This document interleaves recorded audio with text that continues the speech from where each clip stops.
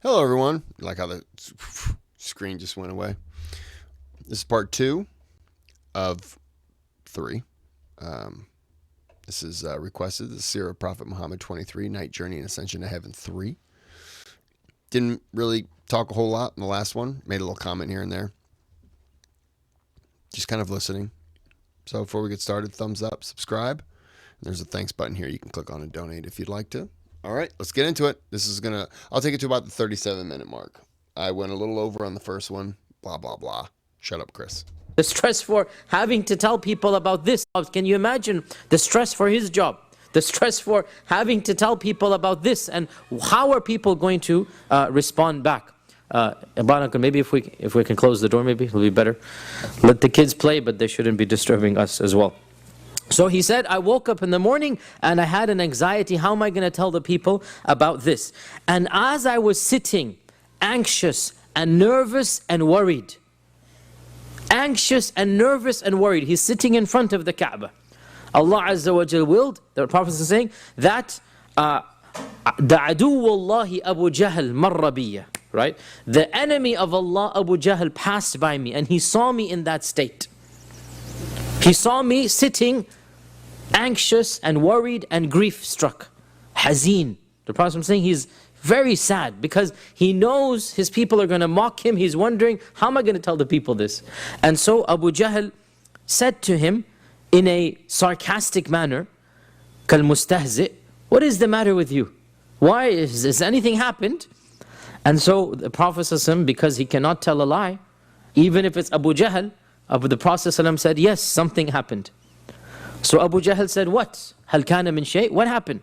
So the Prophet said, last night, I was taken from here to Jerusalem.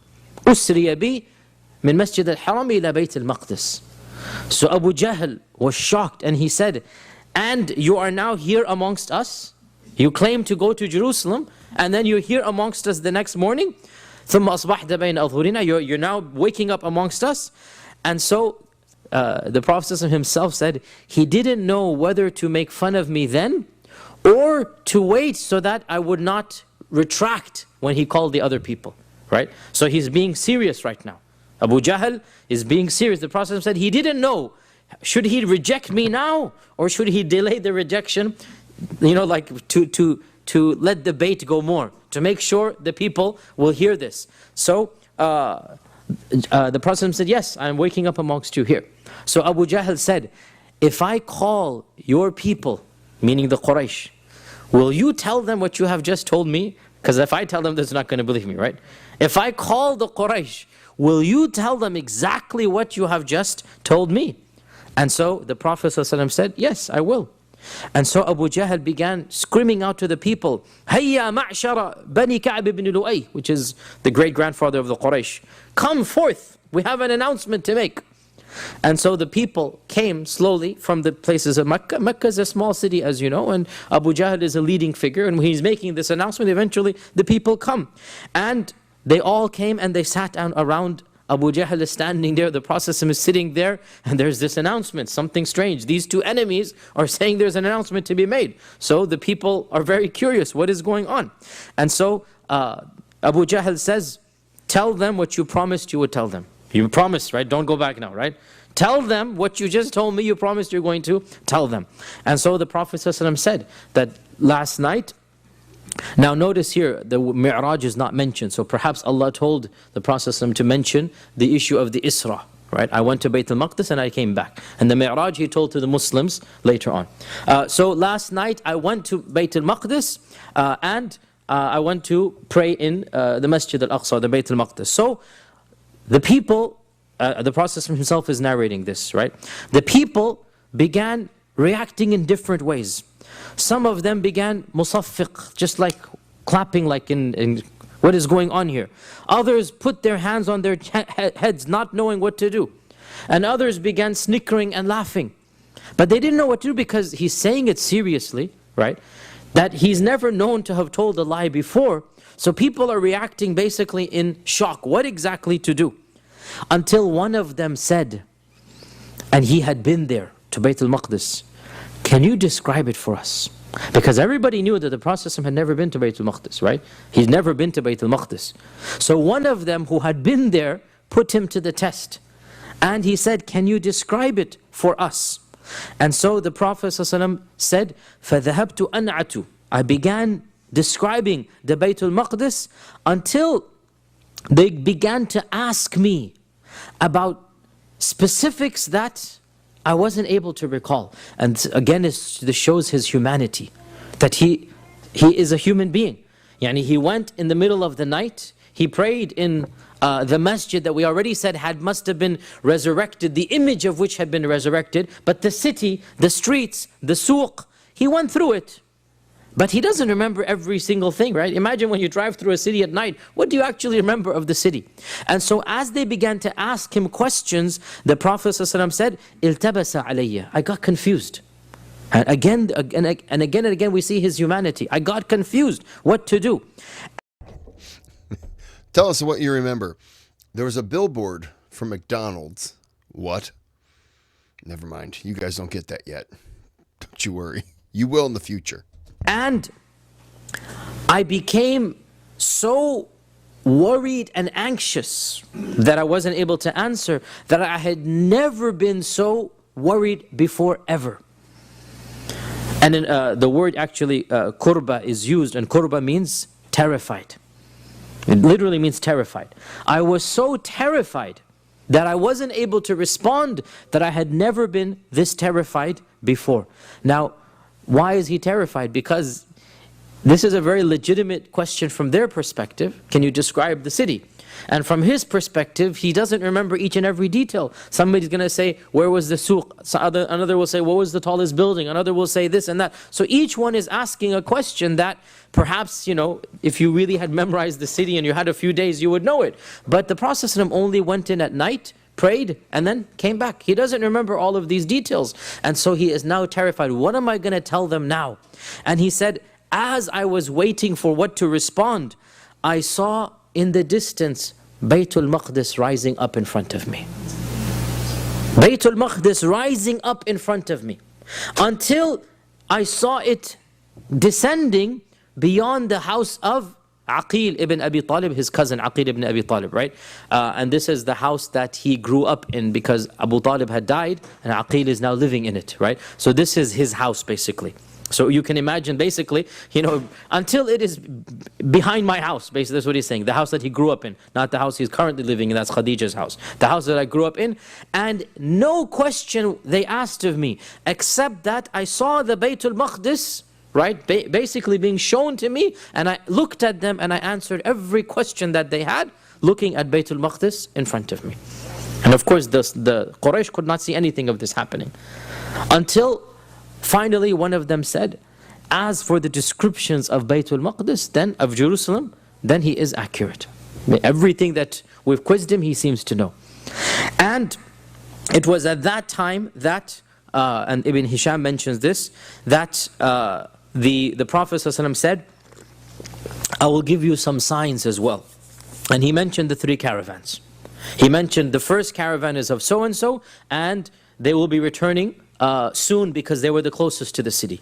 The second caravan is so-and-so, and they had lost a camel, and you can ask them about that camel, they were searching for it. The third caravan is such and such, and they had this urn of water that I drank from. So he described every one of these 3 caravans. And in the version of Ibn Hisham, Abu Jahl said, if this is the case, then the caravan should be coming, if you saw them at such and such a place, the caravan should be coming right now, because it was very close to Mecca.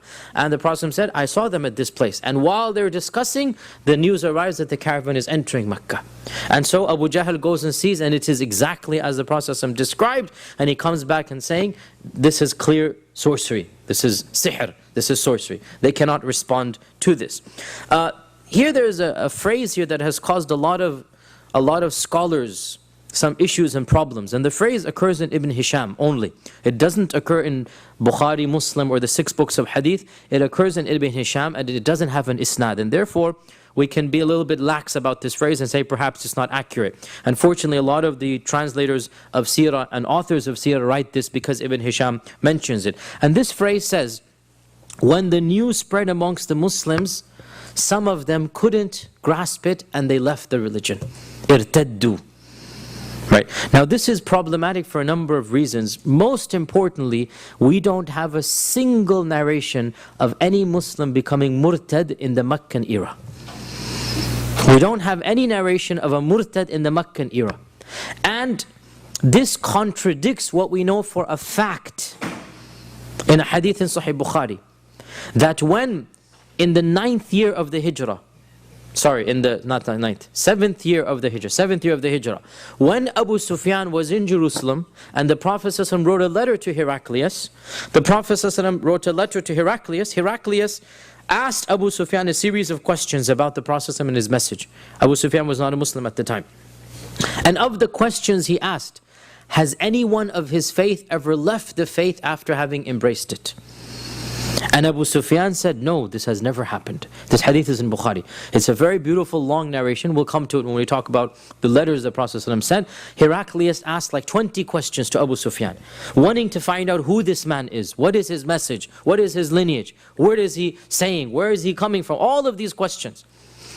And one of the questions was, tell me about his followers. Do they increase or decrease? They increase. Who follows him? The meek and the rich, the meek and the poor, or the rich and the nobles? No, the meek and the poor.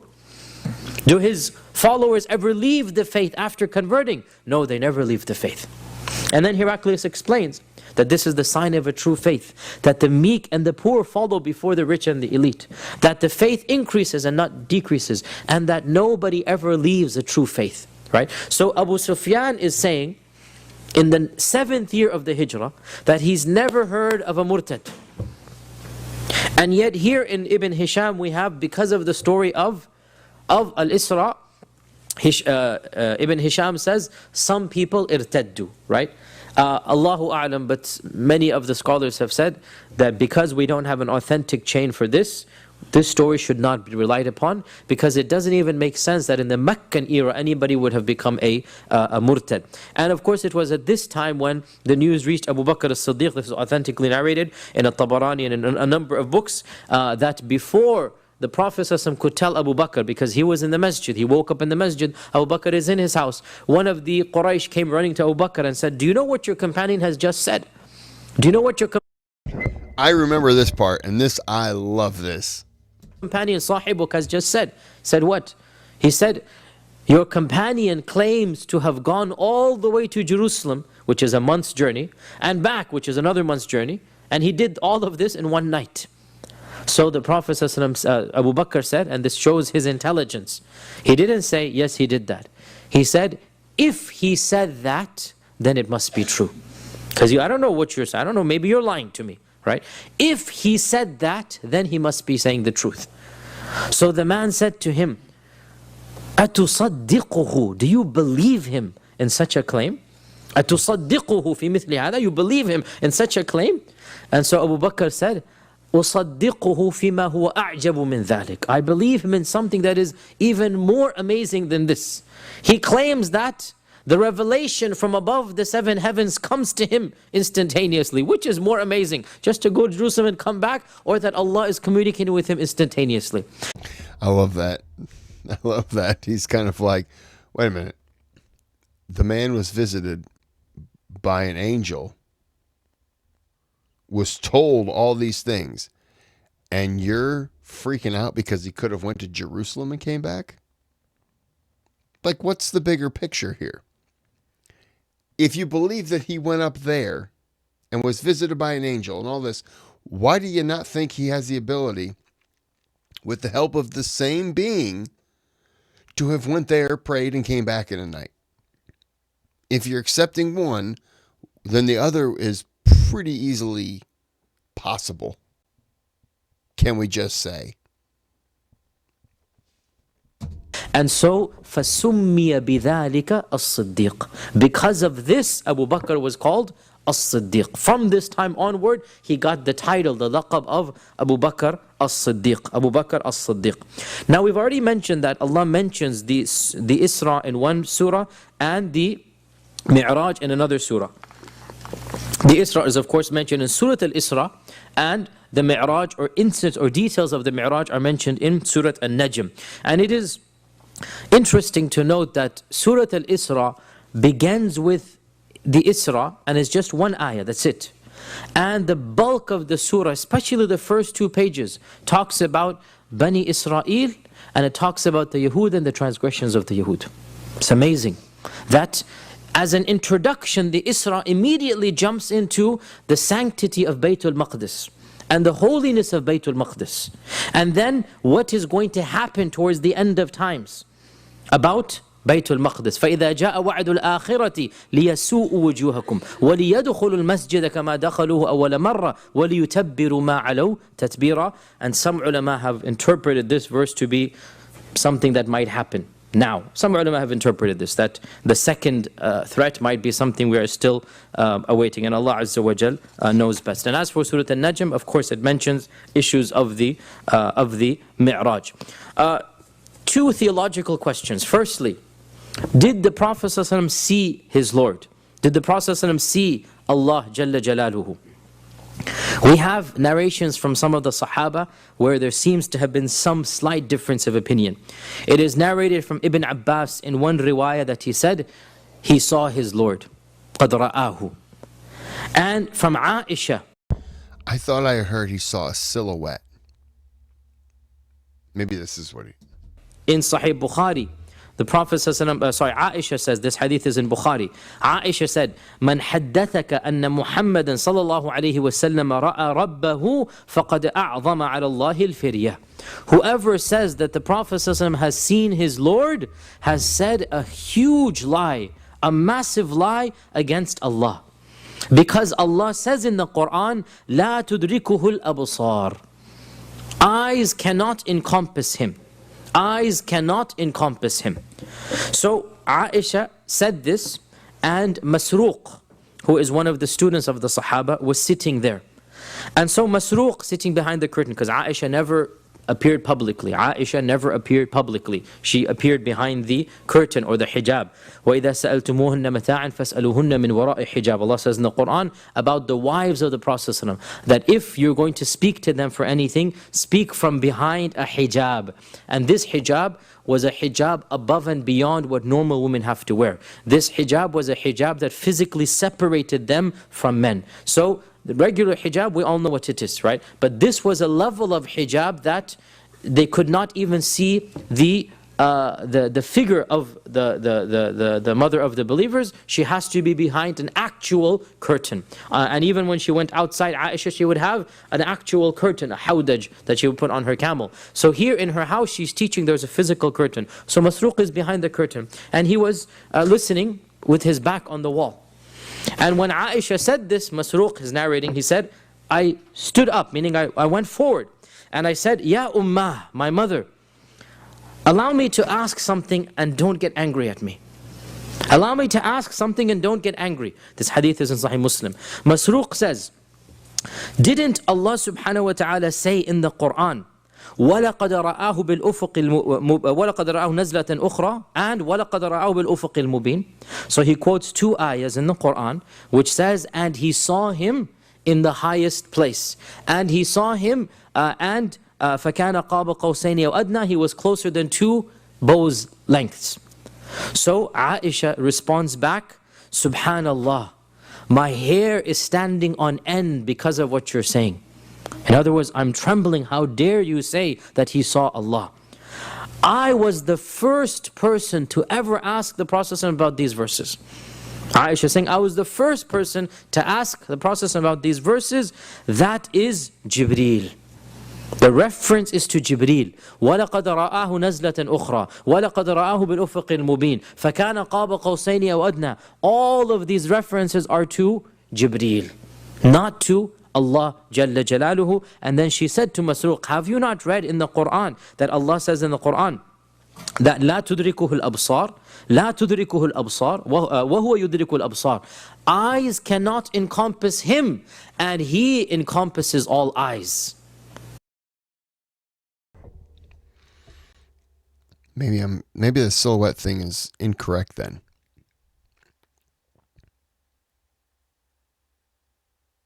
I don't know. It's a beautiful verse. لا تدركه الأبصار وهو يدرك الأبصار. Eyes cannot encompass him, but he knows what your eyes are seeing. And he can encompass your eyes. And have you not read in the Quran, وَمَا كَانَ لِبَشَرٍ أَن يُكَلِّمَهُ اللَّهُ إِلَّا وَحْيًا أَوْ مِن وَرَاءِ حِجَابٍ أَوْ يُرْسِلَ رَسُولًا? That Allah says in the Quran, it is not permissible, it's not allowed for any man to speak to Allah except it be through inspiration. I'm going to go ahead and stop it there. He's kind of still talking, so I got to cut it off. I swear it was a silhouette. But it makes sense that, yeah, obviously you're not going to be able to see him.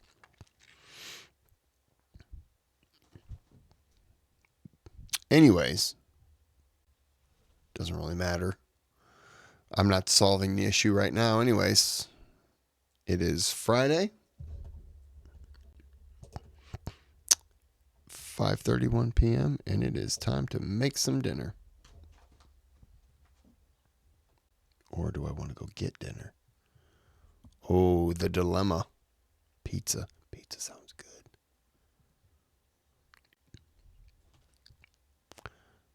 I can go 45-minute drive one way, or a 40-minute drive another way, or I can just stay home. All right. We're going to end this here. This is part 2. We'll be back with part 3 and then part 4. But until next time, have a good day, have a good night.